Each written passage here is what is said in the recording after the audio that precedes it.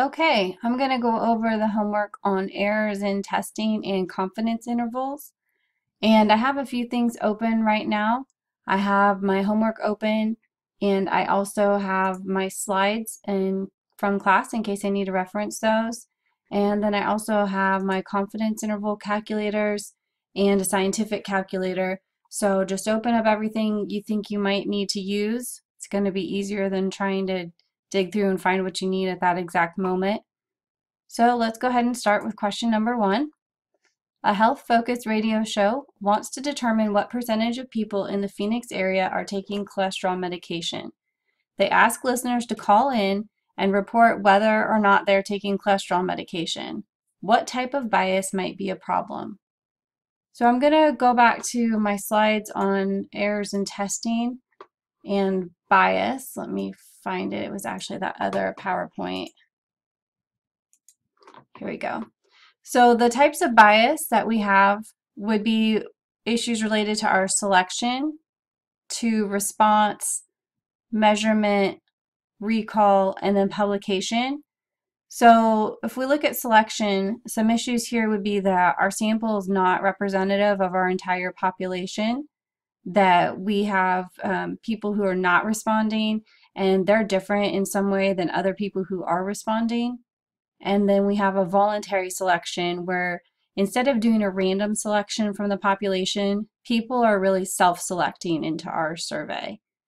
And so that's exactly what's happening here. We're asking people to call in and report whether or not they're taking cholesterol medication.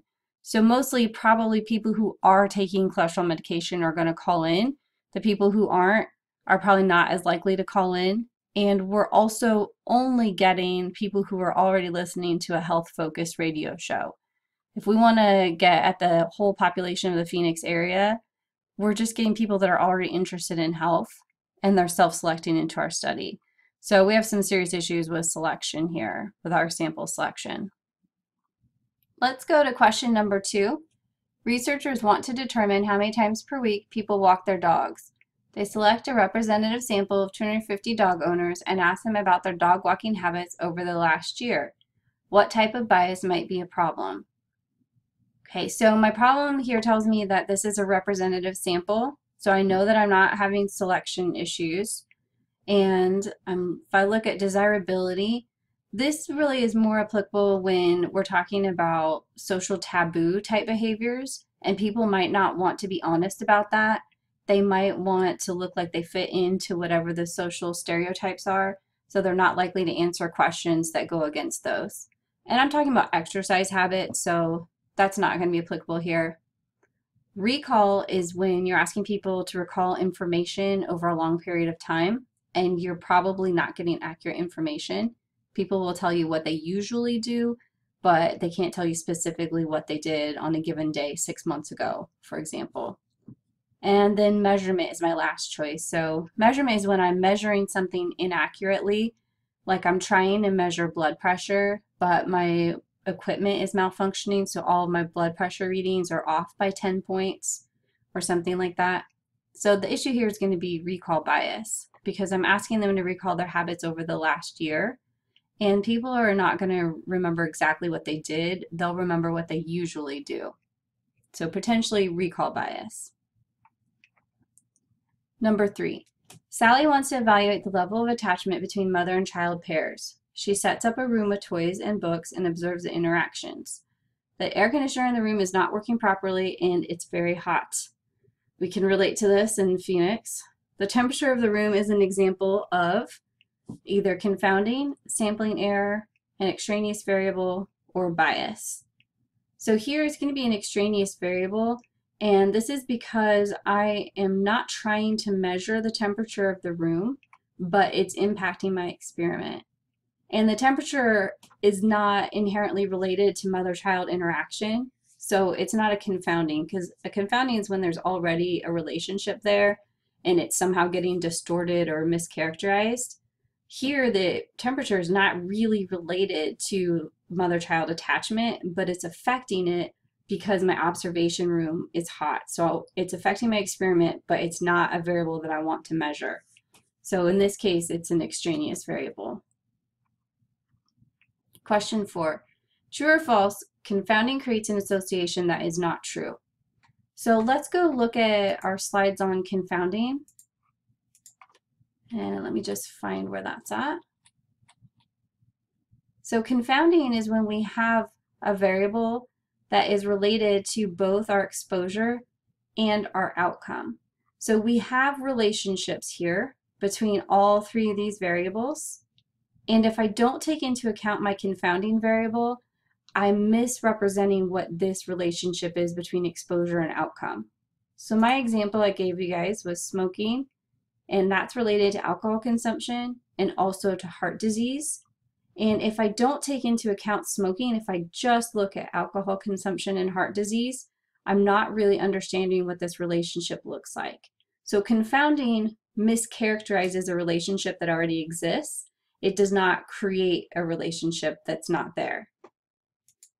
So this says confounding creates an association that's not true. This is false because confounding mischaracterizes the relationship. It doesn't create it.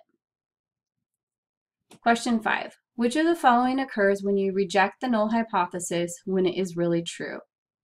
So types of error are hard for people to remember, and honestly, there's not a great way other than just kind of memorizing which one is which. I gave the example of the criminal justice system in the lecture, and that might help some people. But whenever we make a decision, we could be making a right decision or we could be making the wrong decision. If the null hypothesis is true, we don't want to reject it. And if the null hypothesis is false, we do want to reject it. So those are our correct decisions. And let's look back at this problem. It says we reject the null hypothesis when it's really true. So there actually is no difference between our groups, but we rejected the null hypothesis and concluded there was. So let's just look and see which one happens when we reject the null hypothesis when it's actually true. Okay, so the null hypothesis is rejected when it is actually true. Okay, so that would be a type 1 error. And again, it's just kind of just have to memorize these. There's not really a great way to memorize these with a mnemonic or anything like that. Question 6. A type 2 error is made. So this is going to be the flip side of the type 1 error. Type 2 error is made when, then we have all these choices, but let's just look back at the slides. So we have a type 2 error if the null hypothesis is not rejected when it's actually false. So our null is false, and we did not reject the null hypothesis. So the null hypothesis is not rejected when it is false. Okay. Question 7. Oh, remember that these answer choices might be in a different order for you because it randomizes the answer choices. So they may not appear in this exact order for you on your version. So don't just write down like, oh, number 6 is D, because it could be different. I want you to actually understand the problem so you can work through it yourself. Okay, question 7. True or false? Power is the ability of a study to find a difference if it actually exists. This is true. If our study is underpowered, it means we didn't have the ability to find a difference even if it was there. Usually this is because we have too small of a sample size. So our ability to find a difference is the power of our study.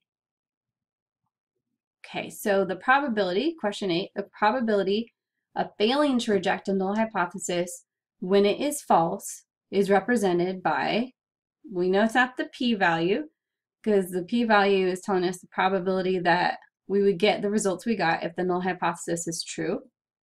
We know it's not the test statistic. This is what we compute by putting our results into the formula for the type of test we're using.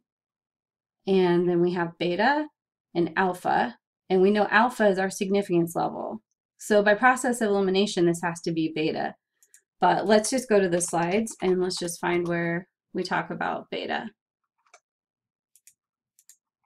So under type 2 errors, which is the probability of failing to reject a null hypothesis when it is false, we represent this by the Greek letter beta. This can range from 0 to 1, and alpha and our beta are related. So as the probability of a type 1 error goes down, the probability of type 2 error goes up.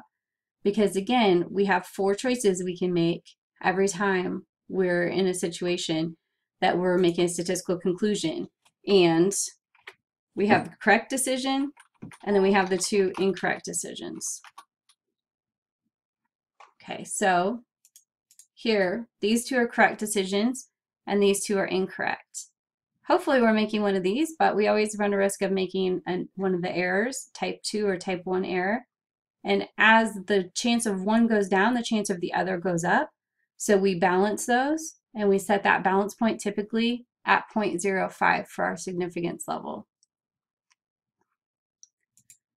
Let's go to question number 9. For a sample with degrees of freedom equals 5, what is the t-score equivalent to a confidence level of 95%? Okay, so I did forget one thing that I need to have open, and that's a t-table. So let me open up my t-table. This one that has the white with blue stripes on it is a good one. It's the one that I usually will use. So let's go to that page. Okay. And remember on the t-table, we need to look at our degrees of freedom because it takes into account our sample size. And then our confidence level that we want is along the bottom part here. So remember, degrees of freedom is not our sample size. It's our sample size minus 1. But in this problem, it gives me my degrees of freedom. It doesn't make me compute it.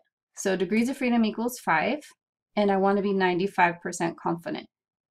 So I just need to find where those intersect. So I'm going to come up the 95% column over to the 5 row, and here it is, 2.571. Now, if this had said your sample size was 5, then I would need to compute my degrees of freedom by doing n minus 1, but it tells me here that this is the degrees of freedom. So just pay attention to that. Question number 10. When would you use a confidence interval formula for a proportion? Okay, so let's go to our slides and look at our 3 different formulas that we have for confidence intervals.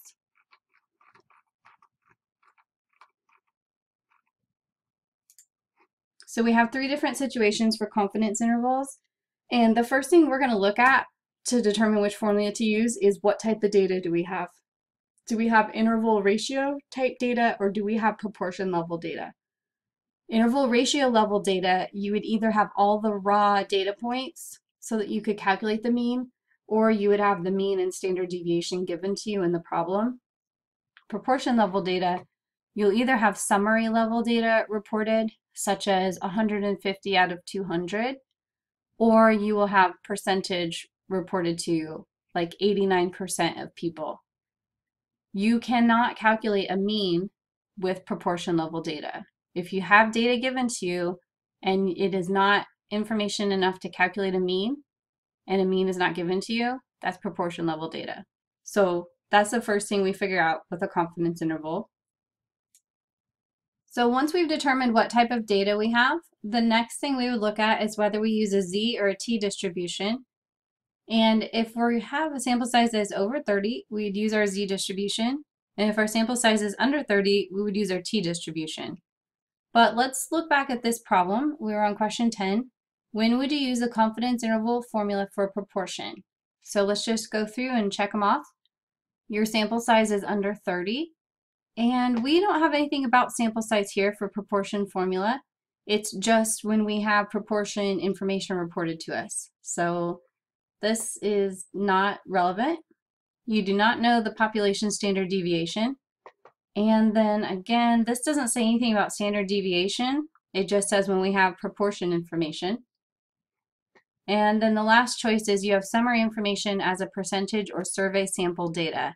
So this is when we would use proportion level data, when we only have summary information reported or we have percentages reported. We can't calculate a mean, so we have to do the proportion. Question number 11. In a randomly selected sample of 500 Phoenix residents, 445 supported mandatory sick leave for food handlers. Legislators want to be very confident that voters will support this issue before drafting a bill. What is the 99% confidence interval for the percentage of Phoenix residents who support mandatory sick leave for food handlers? So first I'm going to look at what type of data I have here so I can figure out what formula to use. I don't have a mean and I don't have any way to calculate a mean. I just have summary information being reported to me. So I'm going to use my proportion formula for that. So let me go ahead and show you how you would do that by hand. If on other examples, I'll show you how to use a calculator, but I want to show you how to do it by hand once. So I've taken my proportion formula here, and the first thing I need to figure out is my proportion, or the P. And P is going to be the percentage that are engaging in the behavior I'm interested in. So I figure this out by taking 445 divided by 500, and I got that information from the problem. That gives me a proportion of 0.89. And then I'm going to plug 0.89 into my formula. Okay, so I'm using the z distribution here, and I need to figure out what z value to use for this. Because z does not depend on sample size, I can just use the same z values regardless of sample size. So I gave you guys a shortcut with a little table here that has the common z values. So 99% equates to a z value of 2.576. And I filled that in here. So my formula is going to equal my proportion plus or minus 2.576 times the square root of my proportion times 1 minus my proportion divided by 500, which is my sample size. And if I simplify this part of it, I get 0.01399. And I multiply that times 2.576. So let me multiply this out. So I'm going to take 2.576 times 0.01399. Now I normally leave 4 digits. Here I had a 9 right after that and I wasn't ready to round yet, so I just included the 9 as well. And this gives me, oh, my calculator went away. Put it to the side so I can still see it. Okay, so this gives me 0.89 plus or minus 0.0360. Okay, so now I need to add this to 0.89 and subtract it from 0.89 to get that range. So I'll do 0.89 minus 0.0360, which gives me 0.854. Okay, so I'm going to go ahead. I'm not going to put anything in this. I'm going to go ahead and fill it in. This gives me 0.854. And I try to remember to put the 0 in front of the decimal just to make it a little more clear, but sometimes I forget. 0.89 plus 0.0360, and that gives me 0.926. Okay, so then I can convert those to a percentage, and I would get 85.4%, and I would get 92.6%. And so that's how we would do this problem, by plugging the information into the proportion formula. So let's look at the next problem. The average BMI for a sample of 10 preschoolers is 16.1 with a standard deviation of 1.4. What is the 90% confidence interval for the BMI of all preschoolers? Okay, so here I am looking at interval ratio data because I have a mean being reported and I have a standard deviation being reported. So now the next thing I need to look at is whether I use a z or t distribution. And here I only have 10 in my sample size, so I know I'm going to use my t distribution because it's under 30. And I need to pay attention to my confidence interval is 90%. Okay, so here's my formula for a t distribution with interval ratio level data.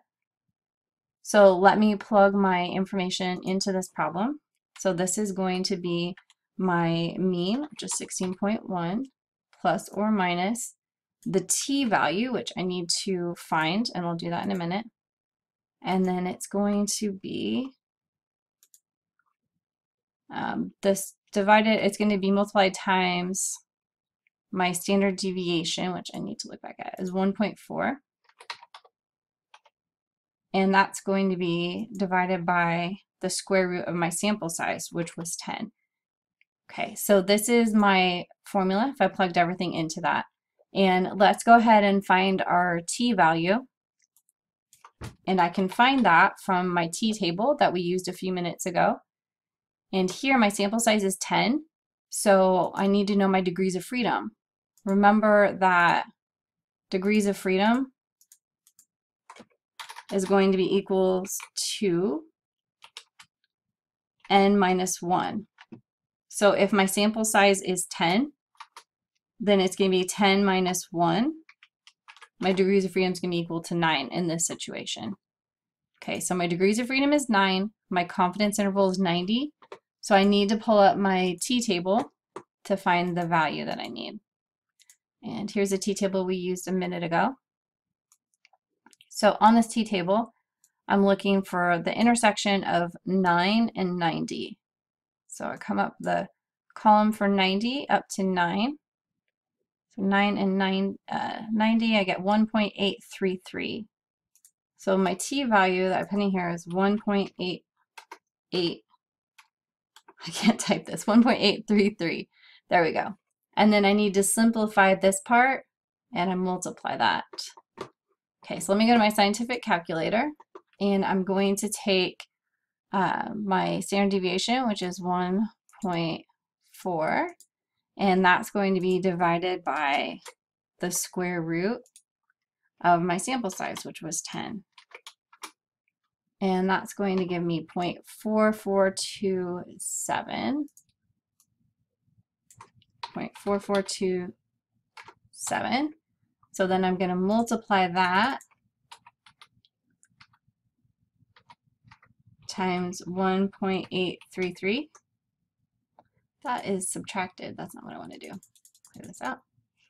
Okay, so multiply times 1.833. And that gives me a value of 8115 if I round that up. Okay, 0.8115. All right, so I'm going to take my mean and I'm going to add and I'm going to subtract that value from my mean to get my range. So let's do 16.1 plus 0.8115, which gives me 16.9115, or that's going to give me 16.91. And I need to subtract it to get the lower end of that range. Okay, that's not going to give me the right answer. I need to make sure I have my decimal point. That is a very important part of this equation. There we go. And that's going to give me 15.29.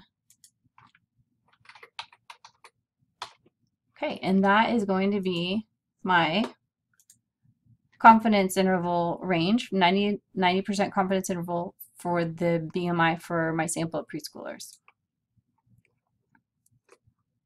Okay, so if in a sample of 355 adult males, we have a mean total cholesterol level of 185 milligrams with a sample of 16 standard deviation equal to 16, what's the 95% confidence interval for the mean cholesterol of all males?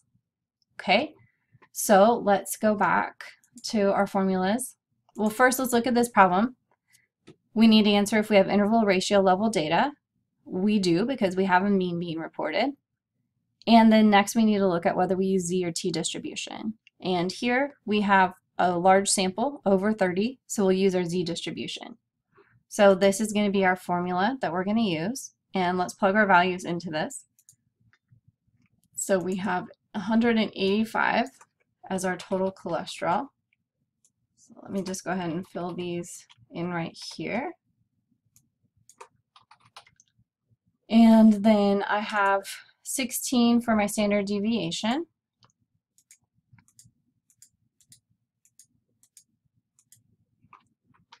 And that's going to be divided by my square root of my sample size of 355.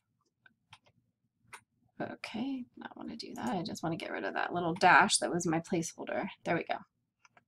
So let's go ahead and figure out our Z value first before we start simplifying that. So I need to figure out my Z value because I'm multiplying that times my standard deviation divided by square root of sample. Remember, on the z-distribution, the values don't change based on sample size, so I can use this shortcut.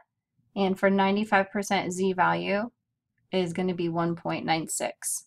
So I'll put 1.96 in here, and then let me simplify this part of it. Let me get my scientific calculator for that. And I'm going to simplify the square root of 16 divided by the square root of 355. So 16 divided by 16 divided by the square root of 355. Now when you're doing this, just always make sure you have the problem set up correctly. You can do it one step at a time or multiple steps. Just make sure you have your parentheses and everything in proper place so that it's going to take this square root first before dividing 16 by that. And that gives me 0.849, we'll round that to 2, 0.8492. So this is now going to be times 0.8492. So let me multiply those two and see what we get from that. 1.96 times 0.8492. And that gives me 1.6644. So this is going to be plus or minus 1.6644. And then I need to add it and subtract it to get the high and low range here. So 185 plus 1.6644. So that gives me 186.66. I could round that to just to 0.7, but I'm just leave it like that for now. And then this gives me 185 minus 1.644, which gives me 183.34.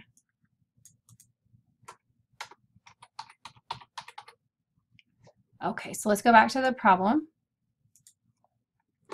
And I'm looking for 183.34 to 186.66. And that is my confidence interval range. So what I'm going to do is answer these next questions, and then I'll go back through and calculate those problems using an online calculator if you want to watch me do that. I figured calculating by hand would be the most valuable for you guys, but I'll answer these. You can be done if you want, or if you want to watch me use an online calculator to calculate those 3 problems that we just did, I'll do that after I finish question 16. So let's go to 14. Researchers find that the 95% confidence interval for systolic blood pressure is 126.6 to 127.93. How do you interpret this finding?